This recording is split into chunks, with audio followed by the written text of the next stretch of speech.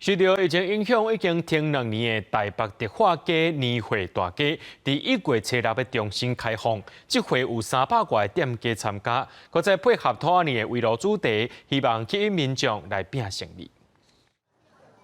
大大的兔仔造型花灯，配合规排的鼓仔灯，民众手机啊体力翕袂停。台北大稻埕的迪化年会大街，元月7日就要开放，活动区域当咧大坪仔，互人感受到年节的气氛。这是疫情解封了后的第一摆年会活动，为着防疫，参与的店头做好准备。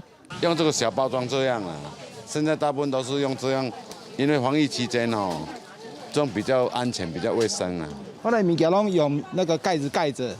它也不会去接触到空气所以我们防疫做得介好。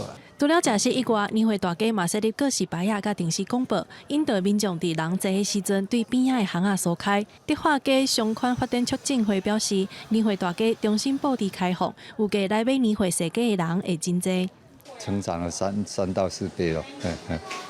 如果我们一直想把那个元旦这种人潮，把它延续下来，我们的整个年货大街。之前北街没有装点，现在北街都有装点，整个从台北桥到我们南京西路，整个都有装点，都蛮漂亮。今年的年会大街以围炉做主题，各种食材料理已经传好势。迪化街商圈促进会邀请民众行村食好料。记者麦尚英、曾俊佑台北报道。